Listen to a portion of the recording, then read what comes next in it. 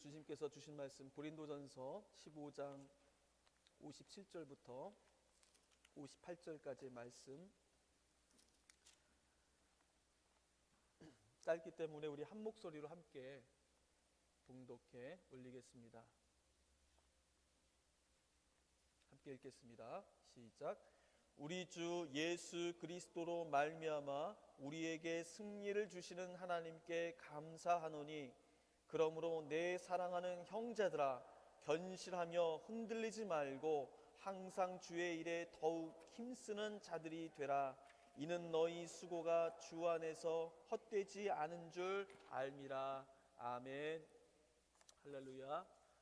지난 한 주간 주님 안에서 평안하셨으리라 믿습니다. 오늘 주님께서 주시는 말씀으로 또한 큰 힘과 또 위로를 얻고 돌아가시는 귀한 하루가 되시기를 바랍니다.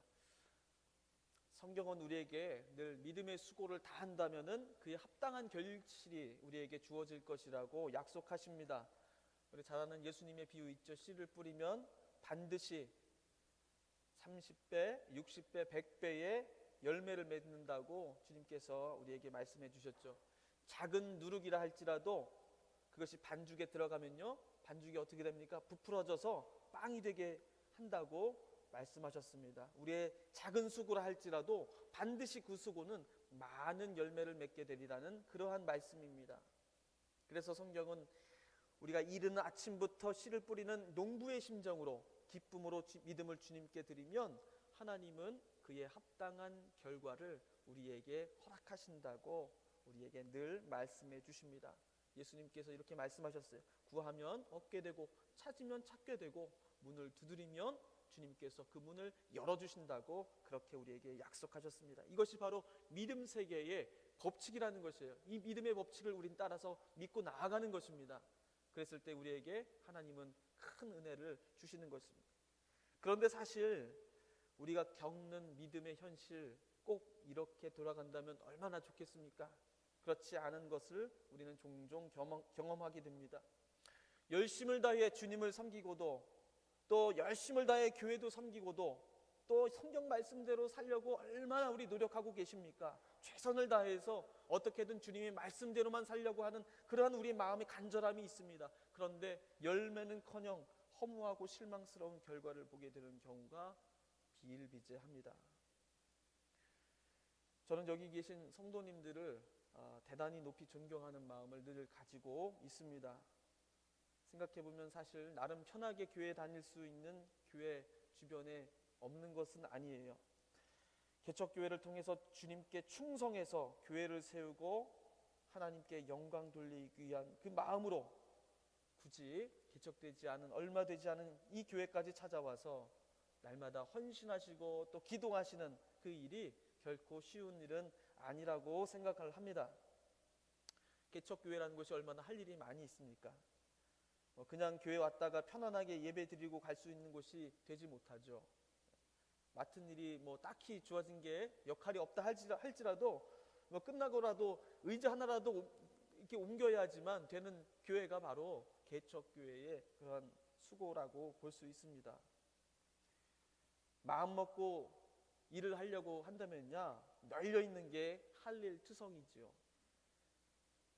성도님들의 수고와 헌신으로 이 뉴 그레이스 교회가 지금까지 지탱해 올 수 있었음은 두말할 나위가 없는 사실입니다. 그런데 따지고 보면 우리의 수고와 헌신과 노력에 비해서 그 결과가 너무나도 작아 보일 때가 있다는 것입니다. 그럴 때 찾아오는 마음은 우리가 이렇게 아둥바둥 그렇게 해서 얻은 결과가 고작 이것뿐인가 하는 낙심이 찾아오는 것입니다. 때로는 낙심하여 떠나고 싶을 때도 있고 때로는 짐을 내려놓고 싶다고 느낄 때가 가끔씩 있을 수 있습니다. 오늘 고린도전서의 말씀에서 바울은 우리에게 귀한 말씀 교훈을 전해주고 계십니다.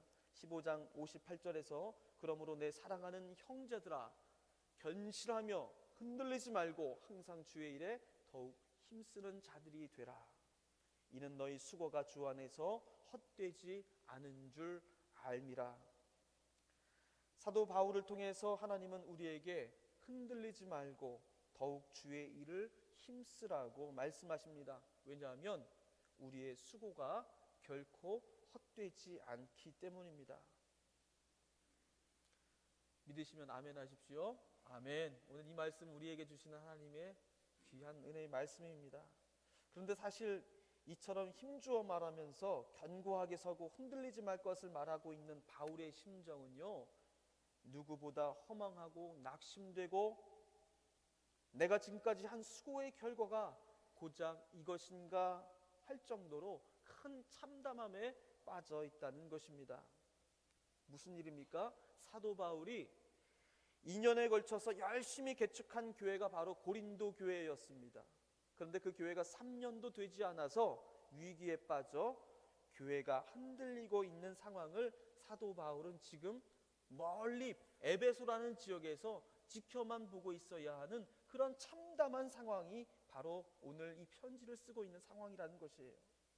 이제 막 세워진 교회, 열정이 넘치고 헌신하고 충성하는 사람들로 어느 교회보다 더 활기찬 모습을 보여야 할 그럴 시기에 이 고린도 교회는 심각한 내부의 분열과 의견 충돌과 도덕적 타락과 그 많은 문제들로 이제 이 교회는 무너질 위기에 처해 있습니다. 고린도 교회의 위기는 바울의 마음을 무너지게 하고 비통하게 한 것입니다. 그럼에도 사도 바울은 에베소 교회에서 선교하면서 그 어려운 처지에서도 자신이 세운 고린도 교회의 문제를 위해서 늘 기도하며 그들에게 절박한 심정으로 권면하고 있는 것입니다.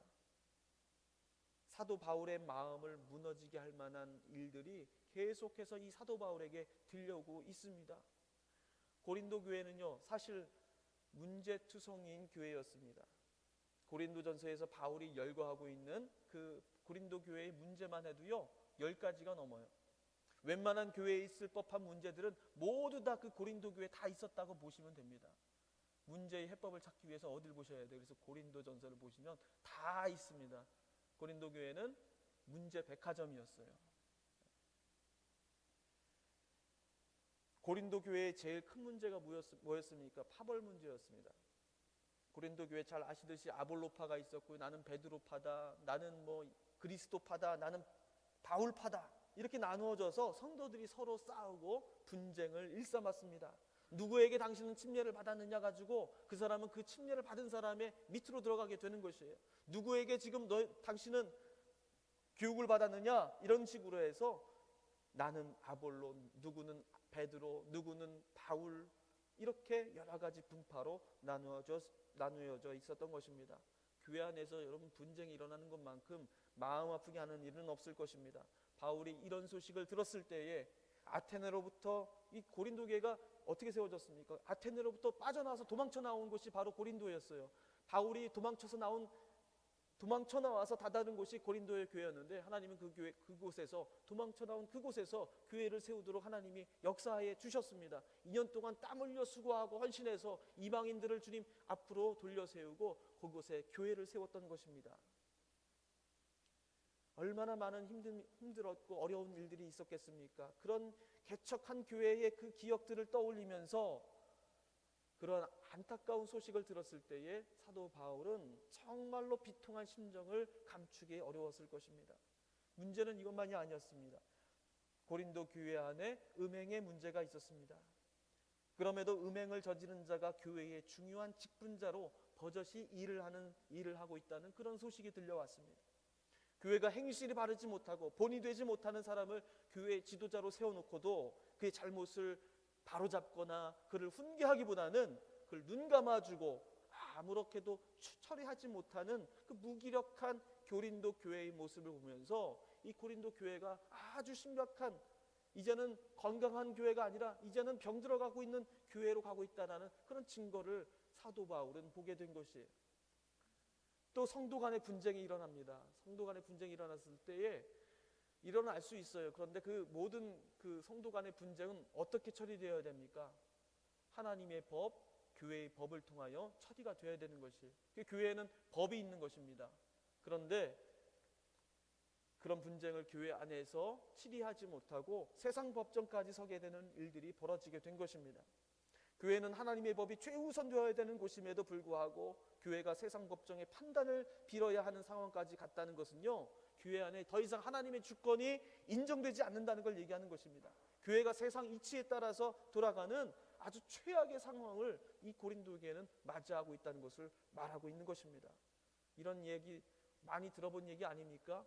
한국의 많은 교회들 세상 법정의 소송으로 이어지는 많은 일들을 보고 있습니다. 이것은요, 이제 교회가 더 이상 하나님의 교회가 아니라는 것이에요. 판사의 결단에 교회가 좌지우지되는 참 불행한 상황에 우리 교회가 빠져 있다라는 불행한 현실을 보여주고 있습니다.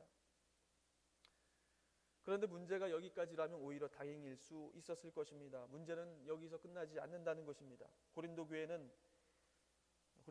고린도전서 1장에 보면요, 방언하고 예언하는 은사가 넘쳐나는 것에 대해서 바울이 칭찬하는 대목이 나옵니다. 그 정도로 그렇게 많은 은사가 있었던 곳이 고린도 교회였어요. 근데 은사가 많으면요, 교회가 은혜와 사랑이 넘쳐야 되는 것이 맞는 것 아니겠습니까? 그런데 참으로 안타깝게도 오히려 은사 때문에 문제가 생겨납니다. 누구의 은사가 더 높은가 가지고 서로 질투와 시기가 벌어진 것이에요. 받은 은사를 두고서 내가 당신보다 더 좋은 은사를 받았다, 너는 나보다 좀 낮은 거야, 급이 낮아, 이러면서 서로 무시하고 질투하고 시기하는 일들이 비일비재하게 벌어지고 있었던 것입니다. 하나님이 교회를 사랑하셔서 은혜를 주시는 것입니다. 하나님의 뜻을 이루고자 선물을 우리에게 각자마다 주신 것입니다. 오늘 직분자 임직식이 있지만은 그 모든 것은 무엇입니까? 하나님이 이를 이루기 위해서 하나님이 우리에게 저마다 각자의 분량대로, 믿음의 분량대로 직분을 주시고 은사를 주신 것입니다. 그것은 하나님의 뜻을 이루도록 하신 것이에요. 그것이 하나님이 우리에게 주신 직분의 의미입니다. 그런데 그 은사가 무슨 일을 합니까? 사단 마귀의 장난에 계략에 넘어가는 도구로 이용되고 말았다는 것이에요. 그 은사가 교회를 분열시키는 그러한 악한 도구로 사용되었다는 것입니다.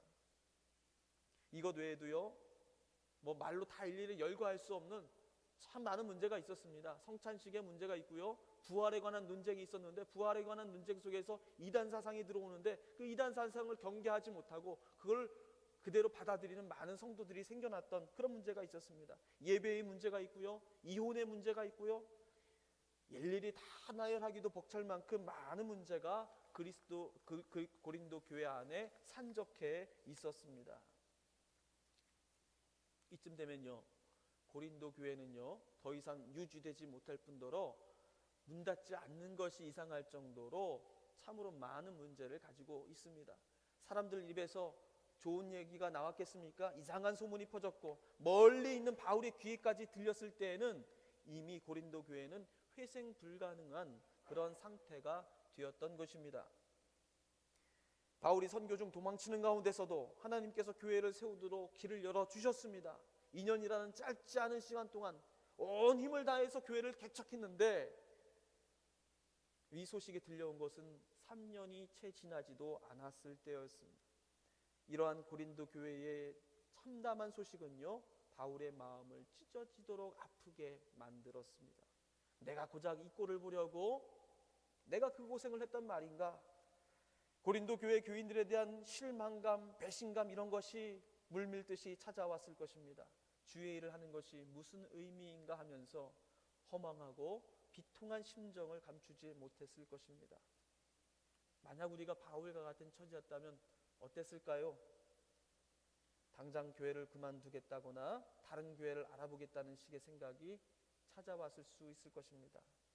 아니면 그런 교회 꼴을 보느니 안 보고 살겠다고 체념할 수도 있었을 것입니다. 그러나 바울은 그런 비통함과 허망한 감정이 몰려오는 그 상황에서 고린도 교인들에게 눈물로 다시 한번 호소합니다. 58절에 그러므로 내 사랑하는 형제들아, 견실하고 흔들리지 말며 항상 주의 일에 더욱 힘을 쓰는 자들이 되라. 이는 너희 수고가 주 안에서 헛되지 않음을 알미라 라고 이렇게 말씀하고 있는 것입니다. 이렇게 바울이 확신 있게 고린도 교인들에게 다시 한번 권면할 수 있는 그 이유는 무엇입니까? 바로 57절의 말씀 때문입니다. 우리 주 예수 그리스도로 말미암아 우리에게 승리를 주시는 하나님께 감사하노니, 우리에게 승리를 주시는 하나님이 계시기 때문에 우리는 낙심하지 않고 견실하게 포기하지 않고 그분을 믿고 주의 일을 더욱 열심히 할 수 있다는 것입니다. 승리를 주시는 분, 교회가 교회되게 만드시는 분, 성도가 성도되게 하시는 분은 다른 누가 아니라는 것이에요. 바로 하나님뿐이시라는 것입니다. 문제가 있고 죄와 분열이 난무하고 사람의 능력으로는 도저히 해결될 수 없을 것 같은 상황이라 할지라도, 누구나 포기하고 누구나 좌절할 수밖에 없는 상황일지라도 우리가 믿음의 길에서 굳건히 서서 흔들리지 않고 오히려 더욱 주의 일에 힘쓰는 성도가 되어야 하는 그 단 한 가지 이유는 바로 우리의 승리는 마침내 하나님이 안겨주시는 것이기 때문이라는 것입니다. 그래서 우리의 수고는 결코 헛된 일이 될 수 없다는 것을 알아야 한다고 사도 바울은 권면하고 있는 것입니다. 여러분, 이 편지를 쓰고 고린도 교회가 어떻게 되었을까요? 이 편지로 고린도 교회가 회개하고 다시금 바로 서게 되었다면 얼마나 좋았겠습니까? 그런데 바울의 눈물로 호소하는 이 편지가 고린도 교회에 전해진 이후에도 고린도 교회의 상황은 안타깝게도 크게 달라지지 않았습니다.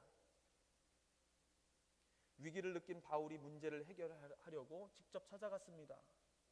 그런데 문제만 더 키우고 돌아왔습니다.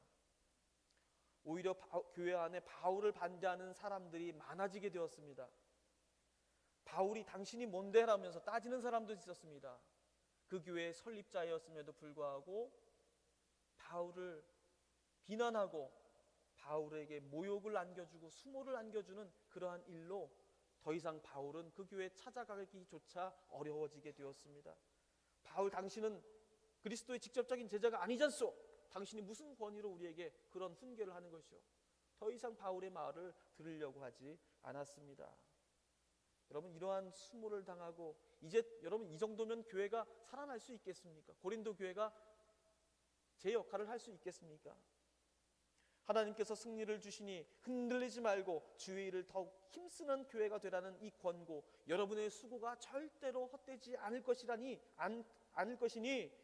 있는 자리에서 주님의 일을 충실히 감당하라는 그 권면이 바울에게는 얼마나 헛된 말이었는지 모릅니다. 교회는 소망이 없어 보였고 바울의 수고는 완전히 수포로 돌아가는 것처럼 보였을 것입니다. 바울은 다시 한번 고린도 교회에 편지를 씁니다. 바울은 몹시 괴로워하고 걱정하는 마음으로 많은 눈물을 흘리면서 그 편지를 썼다고 말합니다. 그리고 고린도 교회가 다시 처음의 마음과 열정을 회복하기를 바라는 마음으로 절절하게 편지를 씁니다. 이것이 고린도 후서입니다. 고린도 후서에서 바울은 고린도 교회에서 받은 그 수모와 배척에도 불구하고 한치도 물러서지 않고 교회의 잘못된 문제를 하나님 말씀으로 바로잡을 것을 간곡하게 호소합니다. 교회의 기쁨을 회복하고 온전하게 되기 힘쓸 것을 간절한 마음으로 부탁합니다. 고린도에 보낸 두 번째 편지 후에 고린도 교회는 어떻게 되었습니까? 눈물로 이 편지를 받고 고린도 교회가 마음을 결국 돌이키게 됩니다. 교회의 질서가 세워지게 되었습니다. 분쟁이 멈춰지게 되었습니다. 음행한 자가 회개하게 되었습니다. 하나님의 말씀이 교회 안에 바르게 세워지는 역사가 일어났습니다. 도무지 회생할 길이 없어 보이던 교회, 누구도 저 교회는 문을 닫고 말 것이라는 그런 교회, 세상의 손가락질을 받았던 교회가 사도의 말대로 결국은 헛되지 않은 수고가 된 것입니다. 여러분, 어떻게 이렇게 될 수 있었던 것일까요? 첫 번째 편지보다 두 번째 편지가 더욱 감동적이었기 때문이겠습니까? 첫 번째는 대충 썼는데 두 번째는 온 힘을 다해서 바울이 편지를 썼기 때문에 그들이 감동받았기 때문이겠습니까? 아니면 그 사이에 고린도 교회에 그 문제를 다 정리해 줄 만한 강력한 지도자라도 나타난 것이겠습니까? 사도 바울이 15장 57절에서 말한 그대로입니다. 우리는 아무리 연약하고 우리 하는 일이 아무 소용없어 보여도 예수 그리스도께서는 우리의 수고를 헛되게 하지 않으시며 마침내 우리에게 승리를 주시기 때문입니다. 우리가 실패를 거듭하고 낙심의 좌절을 거쳐서 포기할 지경에 이를지라도 결코 우리의 사명, 우리의 맡은 직분을 흔들리지 않고 감당해야 할 이유, 그것은 단 한 가지입니다. 우리의 승리는 내가 잘나서 얻는 것이 아니라 하나님이 주시는 것이다. 하나님은 우리에게 예수 그리스도를 통해 승리를 주시는 분이기에 나는 오늘도 힘에 부치고 그만 멈추고 싶고 잠시 쉬고 싶어도 그분을 믿고 주의 일을 더욱 열심히 할 뿐이다. 그 모든 나머지의 결과는 주님께서 우리에게 안겨주시는 것이기 때문이다. 이런 마음을, 우리는 이런 확신과 믿음을 가지고 살아야 하는 것입니다. 우리의 수고가 주 안에서 결코 헛되지 않습니다. 우리의 기도가, 우리의 헌신이, 우리의 작은 걸음이 결국 주님께서 승리하게 하시기 때문입니다. 교회에서 섬기는 일을 하다 보면 문제가 분명히 있습니다. 그러나 하나님이 계시기 때문에 여러분 문제가 해결되리라는 그런 믿음을 가지셔야 합니다. 직분을 감당하다 보면 낭망하고 실망할 때가 분명히 찾아옵니다.